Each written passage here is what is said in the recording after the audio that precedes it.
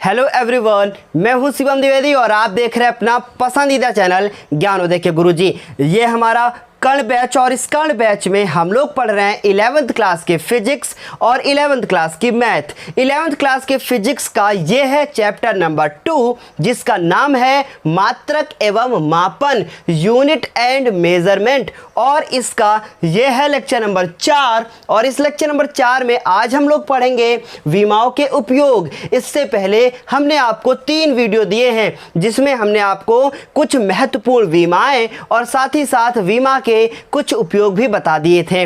पिछले वीडियो में हमने बात की कि किसी एक पद्धति से दूसरे पद्धति में मात्रक को किस प्रकार से बदला जाता है विमाओं का उपयोग करके। इस वीडियो में आज हम लोग देखेंगे कि विमाओं के उपयोग में सेकंड उपयोग क्या है, विभिन्न भौतिक राशियों में संबंध स्थापित करना। लेकिन ये हेडिंग केवल हेडिंग मात्र है, इसके अंदर जो एग्जाम्पल हैं वो अक्सर बड़े बड़े एग्जाम में पूछे जाते हैं। जैसे कि सरल लोलक का दोलन काल क्या होता है, तने हुए तार की आवृत्ति क्या होती है। ये सबसे महत्वपूर्ण 2 क्वेश्चन है जिनको इस वीडियो में आज हम डिस्कस करने वाले हैं। तो चलिए शुरू करते हैं, क्योंकि गुरुजी हैं तो संभव है। पहले समझेंगे इस हेडिंग का मतलब क्या है। विमाओं के उपयोग, यूजेस ऑफ डायमेंशंस, विभिन्न राशियों में संबंध स्थापित करना। एक्सप्लेन कह सकते हैं या कह सकते हैं to determine the relation between among various of physical quantities. ठीक है, इनके बीच में रिलेशन को क्या करना, डिटरमाइन करना या स्टेबलिश करना, ये आप लिख सकते हो। ठीक है, तो ये आपको समझ में आ गया। अब देखो ध्यान से मेरी बात को समझो। अगर किसी भी एक राशिका के बारे में आपको ये पता हो कि वो किस किस के ऊपर निर्भर करती है तो आप इसमें निकाल सकते हैं उसका फॉर्मूला। अब मान लीजिए कि आपसे बोला जाए कि जो बल होता है वो किसके ऊपर निर्भर करता है, तो आप कहेंगे कि जो हमारा बल होता है, जो हमारा फोर्स होता है, उसका फॉर्मूला होता है द्रव्यमान गुणित त्वरण। इसका मतलब वो द्रव्यमान पे निर्भर करता है, साथ ही साथ त्वरण पे निर्भर करता है। ऐसा आप कह सकते हो, वेग पे निर्भर करता है। ठीक है, क्योंकि त्वरण के अंदर ही वेग है। ठीक है, ये बात हम समझ में आ गई आपको। इसी तरीके से इसके आगे आप एक लाइन लिखोगे, यदि किसी भौतिक राशि के बारे में यह पता हो कि वह भौतिक राशि किन किन राशियों पर निर्भर करती है तो यह ज्ञात किया जा सकता है कि उसका संबंध क्या होगा। ये आप लिख लीजिएगा। ठीक है, अब इसमें आप पहली हेडिंग डालेंगे, लिखेंगे सरल लोलक का दोलन काल। इंग्लिश में भी हम बताएंगे अभी आपको, सरल लोलक।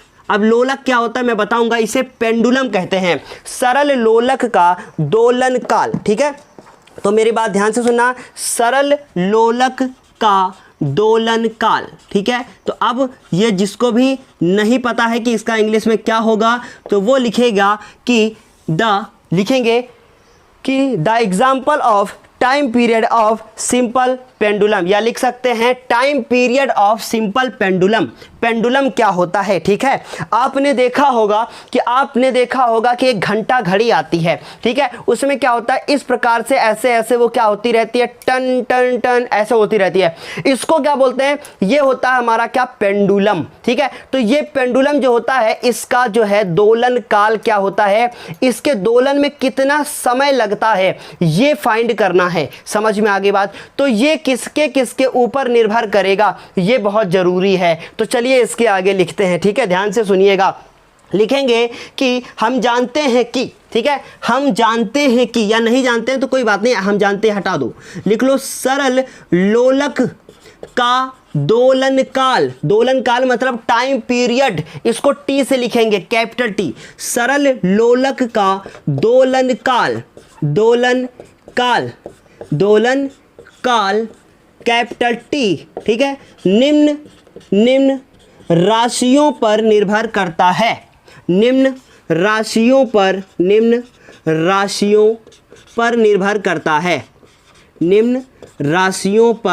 निर्भर करता है। निर्भर करता है। ठीक है। अब वो कौन कौन सी राशियां हैं जिनके ऊपर वो निर्भर करता है, ध्यान से मेरी बात को सुनिएगा। वो कौन कौन सी राशियां हैं? सबसे पहली राशि है उसके द्रव्यमान, जो इसका ये द्रव्यमान होगा, जो इसका मास होगा, उस पर ये निर्भर करेगा। तो हम लोग लिखेंगे सबसे पहले किसके ऊपर निर्भर करता है? द्रव्यमान। और द्रव्यमान को किससे लिखते हैं हम लोग? m से। तो द्रव्यमान m पर निर्भर करता है, ठीक है। फिर उसके बाद ये और किस पे निर्भर करेगा? ये धागे की लंबाई पर निर्भर करेगा। किस पे निर्भर करेगा? धागे की लंबाई। क्यों? क्योंकि मान लो कि ये यहाँ पे धागा बंधा हो और नीचे कुछ लटका हो, ठीक है, तो जो भी लटका होगा वो उसका क्या होगा? मास होगा, ठीक है। मान लो यहाँ पे हम धागे से बांध के कुछ भी लटका दें ऐसे, ठीक है, जरूरी नहीं है कि ऐसे, ठीक है। अब मान लो ये क्या है, धागे से बांध के लटका दे, तो इस पे निर्भर करेगा, जो नीचे ये लटका होगा, इसका मतलब मास पे निर्भर करेगा। इस धागे की लंबाई पर निर्भर करेगा, क्योंकि आप ज़्यादा लंबाई अगर हो जाएगी तो ये ज़्यादा दूर तक जाएगा, ठीक है, ज़्यादा दूर तक जाएगा भाई, समझ रहे हो ना मेरी बात को। और साथ ही साथ गुरुत्वीय त्वरण पर भी तो निर्भर करेगा, क्योंकि लटका है ना, तो किस वजह से लटका है? ये गुरुत्वीय त्वरण की वजह से लटका हुआ है, क्योंकि अगर स्मॉल जी नहीं होगा तो फिर ये नीचे क्यों जाएगा? फिर ये टंगा रहेगा। ये ऊपर आपने छोड़ा धागा के साथ, ऊपर बैठा है, जा ही नहीं रहा नीचे, तो जाता किस वजह से? गुरुत्वीय त्वरण की वजह से। तो तीन चीज़ों पर निर्भर करता है, द्रव्यमान पर, द्रव्यमान के साथ साथ धागे की लंबाई पर, धागे की लंबाई पर। समझ में आ रही इतनी चीज? किसी को दिक्कत तो नहीं? धागे की लंबाई पर, और धागे की लंबाई को किसी एक चीज से लिख लो, मान लो L हो गई। तथा एक चीज पर और निर्भर करेगा, गुरुत्वीय त्वरण, गुरुत्वीय त्वरण। और गुरुत्वीय त्वरण को क्या लिखते हैं बताओ? G से लिखते हैं, ठीक है, गुरुत्वीय त्वरण G। ये तीन चीजें हो गई जिनके ऊपर ये क्या करता है? निर्भर करता है, ठीक है। अब मुझे क्या करना पड़ेगा? इनके बीच में मुझे एक संबंध स्थापित करना पड़ेगा, ठीक है। तो हम लोग कह सकते हैं, अतः ध्यान से मेरी बात को सुनना, हम लोग कह सकते हैं कि जो ये दोलन काल होता है ये किसके किसके ऊपर निर्भर करता है? द्रव्यमान पर निर्भर करता है। फिर उसके बाद और किसके ऊपर निर्भर करता है? द्रव्यमान के साथ साथ लंबाई के ऊपर निर्भर करता है। फिर और किसके ऊपर निर्भर करता है? त्वरण पर निर्भर करता है, ठीक है। लेकिन लेकिन लेकिन लेकिन कोई ज़रूरी तो नहीं है कि अगर ये बढ़ेगा तो ये भी बढ़ेगा, ये बढ़ेगा तो ये भी बढ़ेगा, ये बढ़ेगा तो ये भी बढ़ेगा। बट मैंने इसमें केवल अनुक्रमानुपाती का चिन्ह लगाकर लिख दिया। अब हम देखेंगे कि इनके ऊपर हम कुछ इनकी विमाएँ लिखेंगे, इनकी विमाएँ लिखेंगे। तो हम लोग लिखेंगे कि अतः, मान लिया हम लोगों ने यहाँ पे माना द्रव्यमान की विमा, द्रव्यमान जो हमारा है द्रव्यमान, फिर और क्या है? लंबाई, द्रव्यमान कॉमा लंबाई, तथा ये जो हमारा गुरुत्वीय त्वरण है, गुरुत्वीय त्वरण, गुरुत्वीय, ठीक है, गुरुत्वीय लिख लोगे ना, गुरुत्वीय त्वरण की विमाएं की घातें लिख लो, ठीक है, कि विमाओं की घातें, ठीक है, घातें लिख लो बस, ठीक है। स्मॉल ए, स्मॉल बी तथा सी हैं, ठीक है, ए बी सी हमने मान लिया। तो हम लोग करेंगे क्या? ये चीज़ हम लोगों ने लिखी और लिखने के बाद इनके ऊपर हम लोग घातें लगाएंगे, ए, फिर उसके बाद बी, और उसके बाद क्या हो गया? सी। क्या आपको ये बात समझ में आ गई? मेरे ख्याल से समझ में आ गई होगी। अब उसके बाद टी, प्रोपोर्शनल का जब भी चिन्ह हटता है तो कोई एक नियतांक आता है। तो ये मान लो हमने क्या बना दिया? स्मॉल के बना दिया, ठीक है, स्मॉल के है ये। उसके बाद m हो गया, फिर इसके बाद m लिखेंगे, इसकी पावर a हो जाएगी, l लिखेंगे, इसकी पावर कितनी हो जाएगी? b हो जाएगी, और g लिखेंगे, इसकी पावर c हो जाएगी। क्या इतनी चीज़ आपको बेहतर समझ में आई या नहीं आई? बताओ, ये बात समझ में आ गई? मेरे ख्याल से इसमें किसी को भी दिक्कत नहीं होनी चाहिए, ठीक है। अब यहाँ लिखेंगे दोनों ओर की, क्या लिखने पर? विमाएँ लिखने पर, विमाएँ लिखने पर। अब हम इनकी विमाएँ लिखेंगे क्योंकि विमा का यूज़ करना है, ठीक है, बहुत आसान है, कुछ भी कठिन नहीं है। अब हम दोनों तरफ की इनकी विमाएँ लिखेंगे, ठीक है, इतनी बात समझ आ गई। अब जैसे ही इनकी हम विमाएँ लिखेंगे तो बताओ दोलन काल, टाइम पीरियड मतलब समय, तो इसकी विमा क्या होती? इसकी विमा केवल t और 1 हो जाएगी, ठीक है, बात समझ में आ गई। फिर उसके बाद जब इसका लिखेंगे k, तो ये तो क्या है? ये हमारा नियतांक है, और नियतांक की हमारी कोई भी विमा नहीं होती, तो इसका मतलब हम लोग केवल m का लिखेंगे। और द्रव्यमान का क्या होता है बताओ? m। तो यहाँ स्मॉल m लिख लो, यहाँ कैपिटल हो गया, स्मॉल लिख लो, ठीक है। तो ये कैपिटल M a हो गया। फिर उसके बाद l, लंबाई, इसकी क्या हो जाएगी? l, कैपिटल L और B। उसके बाद G, त्वरण, ठीक है, त्वरण जानते हो ना, मीटर पर सेकंड स्क्वायर। जिसको भी नहीं समझ में आ रहा हो तो वो यहाँ लिख लेगा कि चूंकि G इजकल टू क्या होता है? G का मात्रक क्या होता है? G इजकल टू, इसका मात्रक क्या लिखोगे? जिसका मात्रक होता है मीटर प्रति सेकंड स्क्वायर, ये जी का मात्रक हो जाता है, इसलिए मीटर का एल और सेकंड का टी। ठीक है, तो इसका मतलब जब टी ऊपर जाएगा तो एल टी माइनस 2। ये नहीं पता है तो प्लीज़ आप पहले के वीडियोस देखना शुरू कर दीजिए, बहुत ज़्यादा ज़रूरी हो जाएगा आपके लिए। बताओ ये बात समझ में आ गई या नहीं आई? इसकी भी माँ भी हो गई और इसकी भी माँ भी हो गई, और ये यहाँ पे हमने सी लगा दिया। ठीक है, सबको समझ में आ गया? और जिसको भी ये चीज़ें समझ में नहीं हो वो चीज़ें आप कमेंट बॉक्स में बताइएगा। ठीक है, समझ में आ गया? इतना सभी को क्लियर है? अब देखो, अब हम लोग लिखेंगे कि सबसे पहले देखो यहाँ लिखेंगे t की पावर 1, फिर उसके बाद क्या लिखेंगे m की पावर कितनी है a। अच्छा, l की पावर b है तो हम लिखेंगे l की पावर b, और देखो l की पावर यहाँ c भी है तो l की पावर c, और t की पावर -2। क्यों? ये बात समझ में आ गई कि नहीं? क्योंकि आपको हमने पहले ही बताया कि अगर 3 की पावर 2 है और उसकी पावर फिर 2 है तो 2 दूनी 4 हो जाता है। ठीक है, अब देखो ये बात समझ में आ गई। 2 और c, गलती मत करना, वहीं गलत हो जाएगा जहां आप गलती कर दोगे। ठीक है, ये बात समझ में आ गई। लेकिन देखो ये t, अब ये t की पावर कितनी हो गई 1। ठीक, उसके बाद देखो m की पावर कितनी हो गई a, b, l। अब देखो l हो गया, l की पावर b है, l की पावर c है, तो गुणा हो रहा है l और l का, तो घातें जुड़ जाएंगी तो b प्लस c हो जाएगा। उसके बाद t की पावर माइनस का 2c हो जाएगा। बताओ ये बात समझ में आ गई? इसमें मेरे ख्याल से किसी को दिक्कत नहीं होगी, ये बात समझ में आ गई सभी को। अब देखो, अगर यहाँ पे m और l नहीं है तो हम अपने मन से m और l लिख दें, लेकिन अगर हमने अपने मन से m और l लिखा, ठीक है, अपने मन से लिखा, तो उसकी पावर हम 0 लगाएंगे। क्यों? क्योंकि किसी भी पावर 0 होता है तो 1 मान होता है। और अगर तुम नहीं चाहते हो कि नहीं भैया हमको नहीं मतलब है, हम नहीं इतना बवाल कर सकते, मत लिखो, उसका भी तरीका है मेरे पास। चलो देखो वो कैसे। फिर इतनी बात सभी को समझ में आ गई। यहां लिखोगे घातों की तुलना करने पर, घातों की क्या करने पर? तुलना करने पर। बताओ ये बात समझ में आई? कुछ किया मैंने? कुछ भी तो नहीं किया। ठीक है, केवल ये देखा कि पेंडुलम द्रव्यमान पर, त्वरण पर और साथ ही साथ उसकी लंबाई पर निर्भर करता है, ये बात लिखी। फिर मैंने तीनों को लिख दिया, एक नियतांक लाए, उसकी कोई विमा नहीं। फिर मैंने क्या लिखा? दोनों ओर की विमाएं लिख दी। विमा लिख के घातों की तुलना कर देंगे, ABC के मान निकालेंगे, उठा के ठक से इसमें रख देंगे, आंसर हो जाएगा, खत्म। ठीक है, आई बात समझे? तो ये बात सबको समझ में आ गई। अब घातों की जब तुलना की हमने तो फिर देखो क्या होगा। घातों की तुलना, a है और यहाँ तो m है ही नहीं, तो a बराबर कितना लिखोगे? 0। तो a बराबर क्या आ गया? बताओ, 0 आ गया। a बराबर कितना हो गया? 0। फिर उसके बाद देखो यहाँ पे l है ही नहीं, तो इसका मतलब l की पावर कितना है? 0। तो b प्लस c बराबर कितना हो जाएगा? 0। b प्लस c बराबर कितना हो जाएगा? 0 हो जाएगा। फिर उसके बाद देखो t की पावर -2c और यहाँ पे 1, तो इसका मतलब हम लोग लिखेंगे, दिख रहा है कि नहीं दिख रहा है? हम लोग लिखेंगे कि -2c बराबर कितना हो जाएगा? बताओ 1। क्या इतनी बात समझ में आ गई? सभी को समझ में आ गई? जल्दी बताओ, सभी को आ गई ना? अब देखो जरा, a का मान तो डायरेक्ट पता ही चल गया। b प्लस c बराबर कितना है? 0। तो इसको देखो, a बराबर कितना आ गया? बताओ, a बराबर कितना है? 0। लिखते चले आओ, फिर कॉमा लगाओ। b प्लस c बराबर कितना आ गया? 0। और यहाँ से देखो, अगर हम c का मान निकालेंगे तो 2 नीचे जाएगा, तो माइनस का 1/2 हो जाएगा। -2 जाएगा, ऊपर रहेगा ही। समझ रहे? अब देखो इतनी बात समझ आ गई। अब ये a बराबर कितना हो गया? 0। लेकिन जो ये c का मान यहाँ से 1/2 निकाला था, इसको हम यहाँ रख दें, अगर माइनस का 1/2 यहाँ रख दें, तो ये माइनस का 1/2 हो जाएगा, हो जाएगा। अब ये 1/2 इधर जाएगा, तो b बराबर कितना हो जाएगा? 1/2 हो जाएगा, और c बराबर कितना हो जाएगा? माइनस का 1/2 हो जाएगा। बताओ, इतनी चीज़ समझ में आ गई? मेरे ख्याल से किसी को समस्या नहीं हुई होगी, सभी को समझ में आ गया।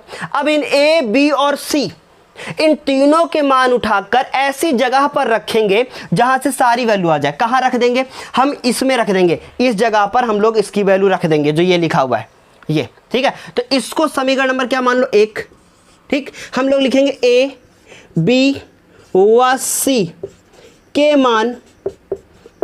मान समीकरण, ये कोई नहीं बताता, सब यूट्यूबर हलवा पढ़ाते हैं एकदम खाली। ठीक है, a, b, c के मान समीकरण नंबर 1 में रखने पर। ठीक है, अब इसके मान रखो। ठीक है, मान रखना शुरू कर दो। क्या करोगे? देखो t बराबर क्या लिखा है? k, फिर क्या लिखा है? m, फिर लिखा है l, और फिर क्या है? g। ठीक, अब इसके बाद देखो सभी की पावर लिखना शुरू कर दो। m की पावर 0, क्योंकि a का मान 0 है। b का मान 1/2, तो कितना लिखोगे? 1/2। 1/2 लिखा l के ऊपर। ठीक है। अब उसके बाद नहीं दिख रहा है तो बड़ा बड़ा लिख देते हैं, देखो बड़ा बड़ा के लिखा, ठीक है, स्मॉल के है, बस इतना ध्यान रखना।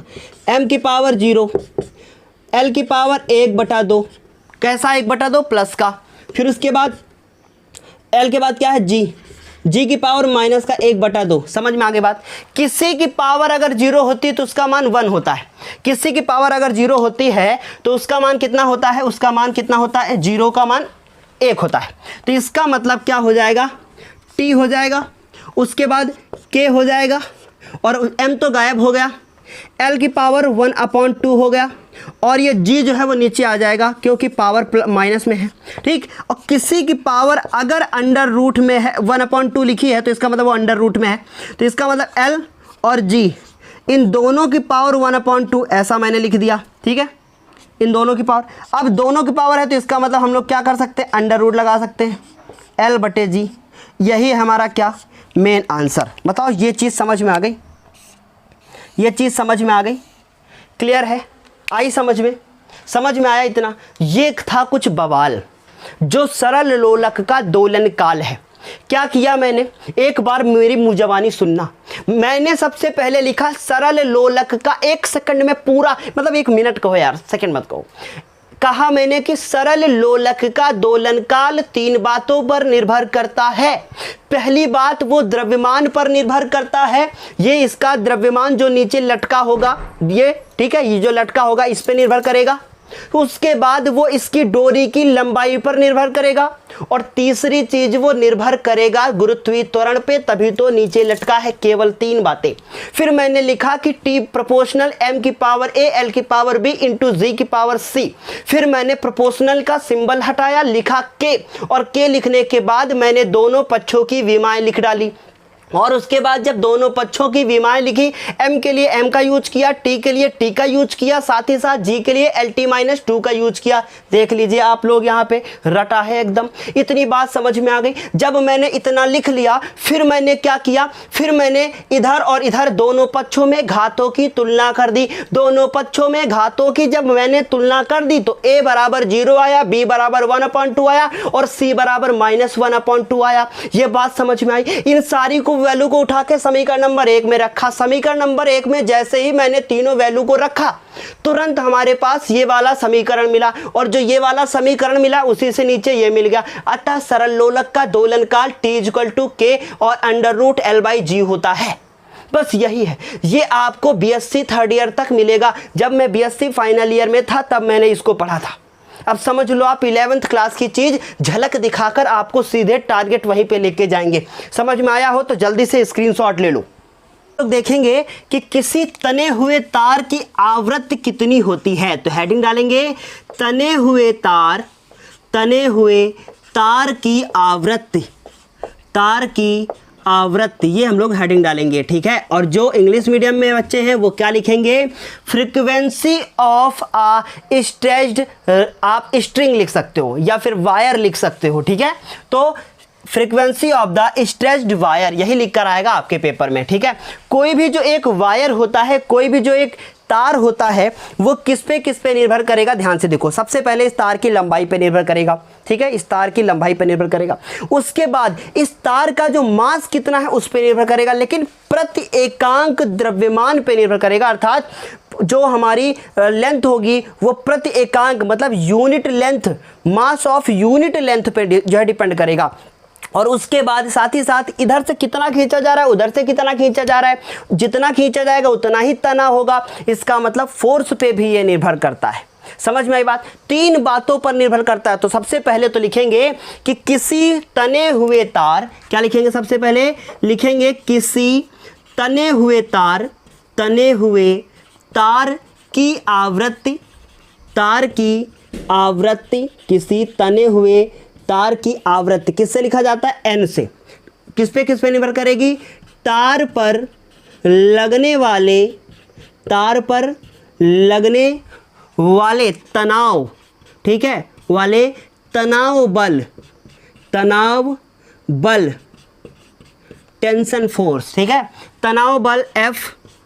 और किस पे निर्भर करेगी, तार की लंबाई। तो तार की लंबाई को क्या लिखोगे, L, L तथा, ये बहुत इंपॉर्टेंट है, प्रति एकांक लंबाई। अब ये बहुत इंपॉर्टेंट है, प्रति एकांक लंबाई, प्रति एकांक लंबाई पर लगने वाले प्रति एकांक लंबाई के द्रव्यमान स्मॉल m पर निर्भर करता है।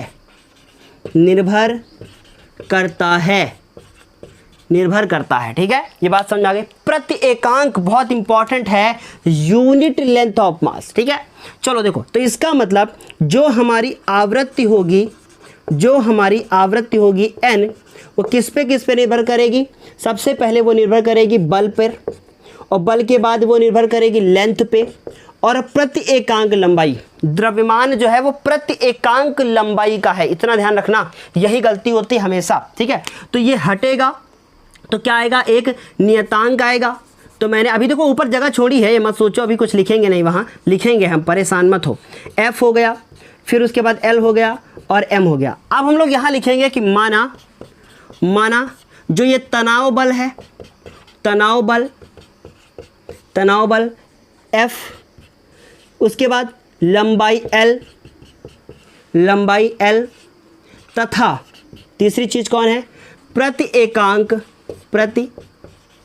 एकांक द्रव्यमान M की विमाओं की घातें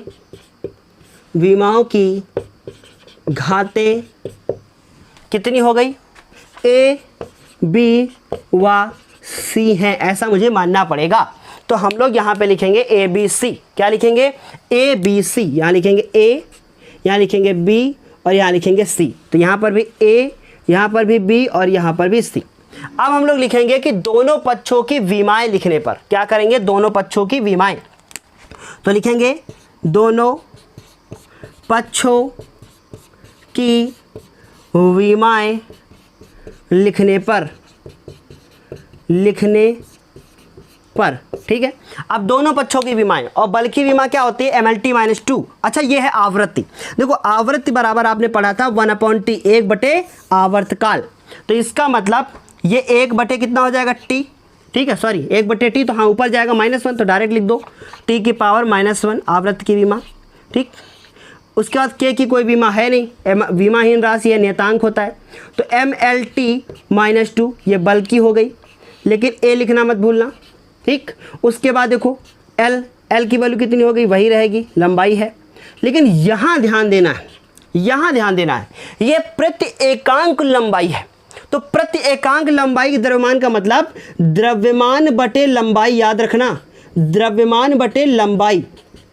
इसलिए M और लंबाई का L ऊपर जाएगा ML-1, ध्यान रखना। ठीक है, तो ये बहुत इंपॉर्टेंट था, ML-1। यही गलती सबसे हो जाती है कि प्रति एकांक लंबाई का मतलब होता है 1 मीटर लंबाई का द्रव्यमान कितना होगा? M। 2 मीटर का M/2, याद रखना। ठीक है, चलो ये बात समझ में आ गई। चलो ये बात क्लियर है, आगे बढ़ जाएं। देखो ध्यान से, T की पावर -1, तुलना अभी मत करना, पहले इनको थोड़ा अरेंज करो, सही से लिखो। M की पावर A, L की पावर A, देखो L की पावर A, और T की पावर -2A। ठीक, इसको बॉक्स में बंद करो, पावर अंदर कर रहे हैं पहले। L की पावर B, फिर उसके बाद M और यहाँ पे C, M की पावर C और L की पावर -C। ठीक है, ये बात समझ में आ गई सभी को समझ में आ गई। अब देखो जरा, लिखेंगे T की पावर -1, और इधर देखो किसी की विमा ऐसे निकाल सकते हो। M यहाँ पर है और कहीं पर है, यहाँ पर है, तो इसका मतलब घातें इसकी जुड़ जाएंगी, A+C हो जाएगा। L यहाँ पर है तो L की पावर A, यहाँ पर भी है तो इसका मतलब +B, वहाँ पर भी है -C तो -C। समझ में आई बात? फिर उसके बाद T की पावर T और कहीं नहीं है तो T की पावर -2 है। ये गलतियाँ हो जाती हैं, ध्यान रखना। ठीक है, अब हम क्या करेंगे? अब हम लोग घातों की तुलना कर देंगे। क्या लिखेंगे? घातों की तुलना करने पर, घातों की तुलना करने पर। ठीक, ये बात समझ में आ गई। अब घातों की तुलना कैसे होगी, देखो यहाँ तो m है नहीं, l है नहीं, तो इसका मतलब a प्लस सी बराबर 0। तो हम लोग घातों की जब तुलना करेंगे तो देखो क्या करेंगे, लिखेंगे a, यहाँ दिख रहा है ना, a प्लस सी बराबर 0, कॉमा लगाएंगे, a प्लस बी माइनस सी बराबर 0, a प्लस बी माइनस सी बराबर 0, और माइनस 2a बराबर -1, माइनस का 2a बराबर माइनस का 1। ठीक है, ये हो गया, हमारी बात समझ में आ गई। अब देखो यहाँ से a प्लस सी बराबर 0, यहाँ से a प्लस बी माइनस सी बराबर 0, और यहाँ से a की वैल्यू निकाल लो तो आ जाएगी 1/2। क्या ये बात समझ में आ गई? a की वैल्यू कितनी आ गई? 1/2। a की वैल्यू उठाकर यहाँ रख दो 1/2, तो जब ये c की वैल्यू हो जाएगी माइनस का 1/2। समझ में आई बात? क्योंकि ये उधर जाएगा जब तो माइनस में हो जाएगा। फिर उसके बाद a की वैल्यू यहाँ पे 1/2, और उसके बाद b की वैल्यू पता नहीं, c की वैल्यू -1/2 है, जब यहाँ रखोगे तो प्लस का 1/2 हो जाएगी, और उसके बाद कितनी हो गई? 0। आधा और आधा कितना हो जाएगा बताओ? 1 हो जाएगा। आधा और आधा कितना हो जाएगा? आधा आधा 1 हो जाएगा। उधर जाएगा 1 तो -1 हो जाएगा। हल कर लेना अपने मन से जोड़ के। आधा आधा 1 जुड़ गए, 1 हो गए, और उधर गया तो -1 हो गया। तो ए बी सी की वैल्यू निकाल आई है। अब इन सभी की वैल्यू को उठाकर कहाँ रखेंगे? समीकरण नंबर 1 में रखेंगे। कहाँ रखेंगे? समीकरण नंबर 1 में। समझ में आ रहा है कि नहीं आ रहा है बताओ? अब हम लोग लिखेंगे ए बी व सी के मान कहाँ रखेंगे?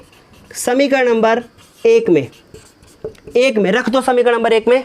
n = k, f की पावर कितनी हो जाएगी बताओ? a ढूंढो, 1/2। ठीक है, फिर उसके बाद l, b की पावर कितनी है? -1 हो गई। ठीक है, इसकी पावर कितनी हो गई? इसकी पावर हो गई -1। समझ में आ रहा है इतनी चीज? उसके बाद अब c ढूंढो, -1/2। तो क्या लिखोगे? m की पावर माइनस का 1/2। समझ में आई इतनी चीज? सबको समझ में आ गई? अब देखो जरा ध्यान से, ये n हो गया, ये k हो गया, f की पावर 1/2, इसका मतलब ये √f हो गया। ठीक, ये नीचे चला आएगा तो ये नीचे ले आओ, l माइनस हो गया, ये भी नीचे आ जाएगा तो ये भी नीचे आएगा, ये भी हो जाएगा ऐसे। समझ में आई इतनी चीज? इसका मतलब हमारे पास जो फॉर्मूला बन गया वो बन गया n = k, और उसके बाद अपॉन में l, और √f/m। ये बात समझ में आ गई? ये हमारा मेन फार्मूला बन गया। ठीक है, तो ये हमारा क्या बन गया? मेन फार्मूला बन गया। लेकिन जो हमारे साइंटिस्ट थे वो कुछ थोड़े ज़्यादा ही खतरनाक थे। उन्होंने प्रयोग करना शुरू कर दिया, एक्सपेरिमेंट करना शुरू कर दिया, और जब एक्सपेरिमेंट बार बार किया तो उनको पता चला कि जो k की वैल्यू होती है वो 1/2 होती है। ऐसा मान लिया गया। ठीक है, तो ये सब साइंटिस्ट किए थे भैया, हमको गाली वाली मत देना आप लोग। ठीक है, तो हम लोग लिखेंगे प्रयोगों के आधार पर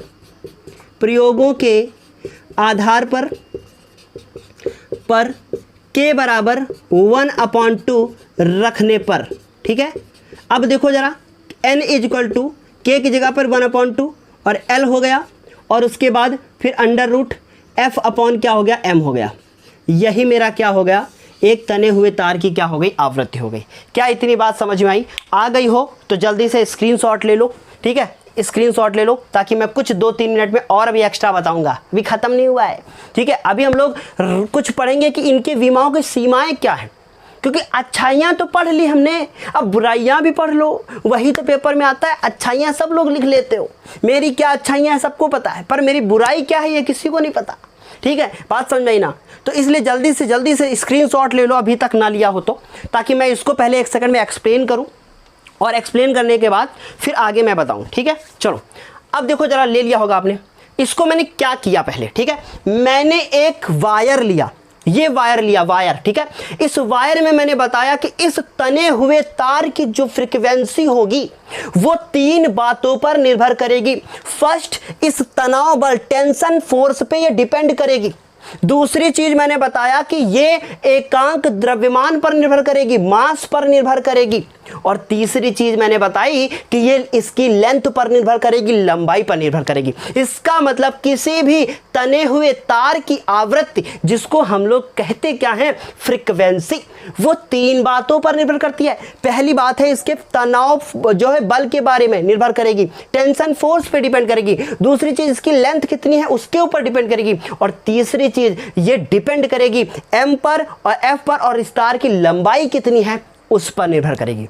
ठीक है, लिख लिया मैंने। फिर मैंने लिखा कि इस जो ये तार है इसमें जो ये बल लगेगा उसकी घात मान ली मैंने 1 नहीं ए मान ली। फिर उसके बाद जो मैंने एम मान ली, फिर एल 1 क्या मान ली मैंने, ए मान ली। ठीक है, उसके बाद लंबाई के लिए मैंने बी मान लिया, और लंबाई के बाद तीसरी चीज कौन आ गई, एकांक द्रव्यमान, उसके लिए मैंने सी मान लिया। ठीक है, इन तीनों को लिखा मैंने, आवृत्ति बराबर एक नियतांक लगाया, फिर दोनों पक्षों की विमाएं लिख दी, फिर मैंने ये कुछ कैलकुलेशन किया, फिर यहाँ से ए बी सी की वैल्यू निकाली। बस सारा खेल यहाँ से लेकर यहाँ तक है।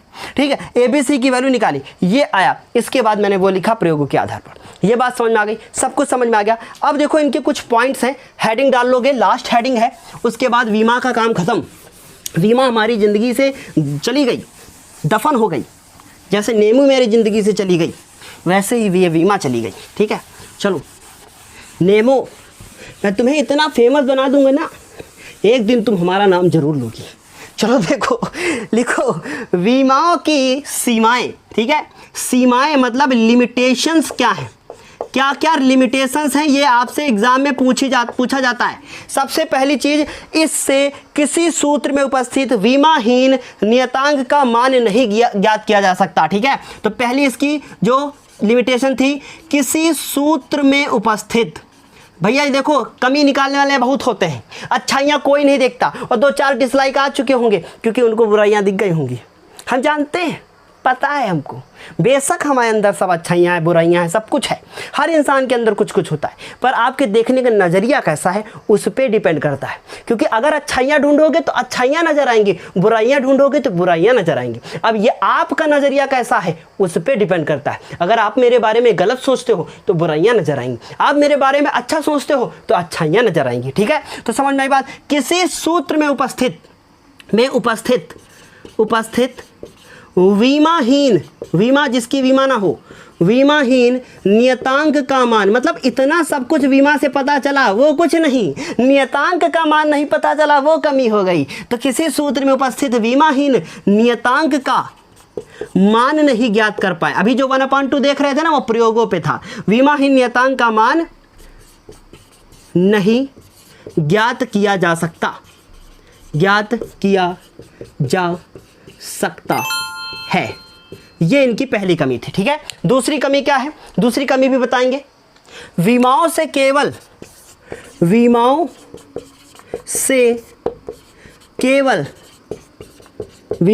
केवल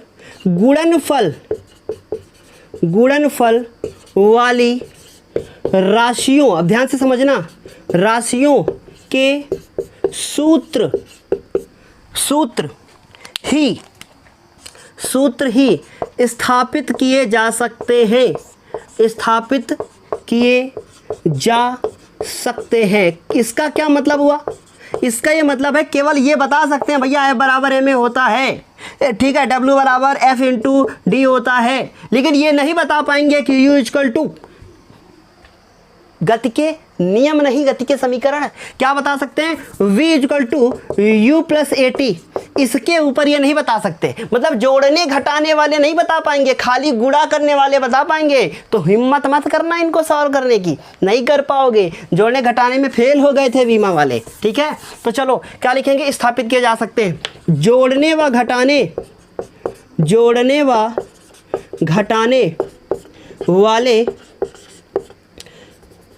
वाले सूत्र स्थापित नहीं किए जा सकते, स्थापित नहीं किए जा सकते हैं। अब आप चाहो तो लिख सकते हो, जैसे U इक्वल टू U नहीं V, U प्लस AT, ये स्थापित नहीं हो सकता। ठीक है। तथा एक और भी तो होता है इसी तरीके से, s इजकल टू, बताइए जल्दी से, s इजकल टू क्या होता है, दूसरा समीकरण बताओ गति का क्या होता है, s equal to u t plus half a t square, u t plus half a t square, ठीक है। तीसरा भी होता है एक, ठीक है, क्या करोगे, आदि। ये सब स्थापित नहीं किए जा सकते, तो ये इनकी सब क्या थी, कमियां थी, ठीक। अब तीसरी चीज देखो, इनकी तीसरी क्या कमी थी, अभी दो और है ना, चार बताएंगे टोटल, और चारों बढ़िया बढ़िया। मैंने पहले क्या बताया, पहले तो ये बता दिया कि भैया जो है ये खाली विमाहीन मतलब नियतांक का मान नहीं ज्ञात करते, फिर मैंने बता दिया जोड़ने घटाने वाले नहीं कर सकते, और तीसरी सबसे इंपॉर्टेंट चीज ये क्या नहीं कर पाए, देखो ये क्या नहीं कर पाए, जो भी कोई राशि 3 से अधिक चीजों पर निर्भर करेगी वो ये ज्ञात नहीं कर पाए। क्यों नहीं कर पाए, सस्पेंस बनाए रखो, लिख के बताएंगे, ठीक है। चलो देखो, जो राशि, ठीक है, जो राशि 3 से अधिक, ये भाई लिख लो भाई, मैं बोल देता हूं, जो राशि 3 से अधिक राशियों पर निर्भर करती है, 3 से अधिक राशियों पर निर्भर करती है, उसको लिखो, उसको विमा के द्वारा स्थापित नहीं किया जा सकता, क्योंकि, अब लिखो क्योंकि, अब क्योंकि डाल के लिखना मैं बता रहा हूं, ठीक है। क्यों नहीं कर पाएंगे, क्योंकि रीजन है, अब मेरी बात समझना, अगर m की पावर a है और l की पावर b है और c की पावर ml t की पावर c है, तो कितने समीकरण बनेंगे, तीन समीकरण बनेंगे।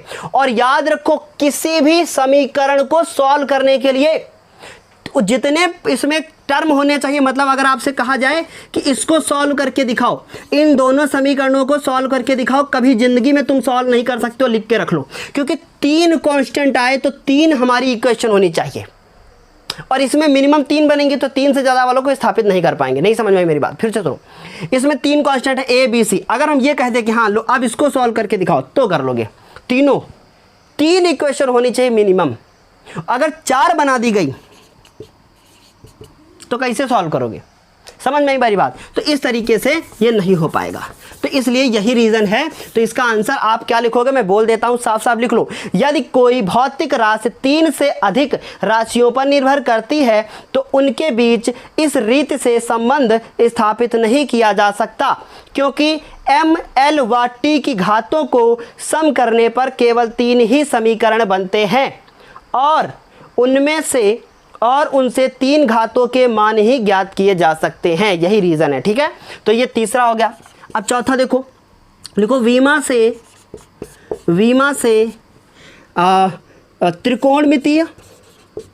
त्रिकोणमितीय मतलब साइन थीटा, कॉस थीटा आदि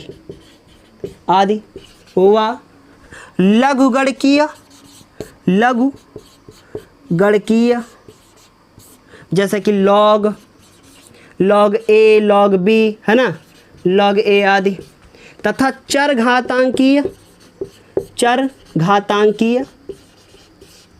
मतलब कि चर घातांकीय मतलब एक्सपोनेंशियल, ठीक है, एक्सपोनेंशियल ये लिख लो, चर घातांकीय, ठीक है, एक्सपोनेंशियल जैसे कि e की पावर x, e की पावर ax आदि के सूत्र स्थापित नहीं किए जा सकते, ठीक है, या समीकरण स्थापित नहीं किए जा सकते। ये थी कहानी, समझ में आ गई इतनी चीज़। 4 बातें मैंने बताई, कौन कौन सी 4 बातें थी। पहली चीज़ मैंने क्या बता दी, ये किसी भी नियतांक का मान नहीं ज्ञात करते। दूसरी चीज़ मैंने क्या बता दी कि ये जोड़ घटाना वाले नहीं बता पाएंगे। तीसरी चीज़ मैंने बता दी कि 3 से अधिक अगर राशियों पर निर्भर करती है तो नहीं बता पाएंगे। और चौथी चीज़ जो है तुम्हारे सामने लिखी है कि त्रिकोणमिति, चर घातांकी और ये सारे नहीं बता पाएंगे। उम्मीद है सब कुछ बेहतर समझ में आया होगा, है ना। इस तरीके से वीमा ख़त्म हुआ। नेक्स्ट चैप्टर में हम लोग और कुछ अभी जो इस चैप्टर में चीज़ें बची हैं उनको क्लियर करेंगे। उम्मीद है पूरा समझ में आया होगा। चलो समाप्त करें। धन्यवाद, बेस्ट ऑफ लक, मेहनत करते रहिए। ज़िंदगी में आगे बढ़ना है तो कुछ स्पेशल करना होगा और वो है आपकी केवल कोशिश करते रहो, सब कुछ हासिल हो जाएगा। धन्यवाद।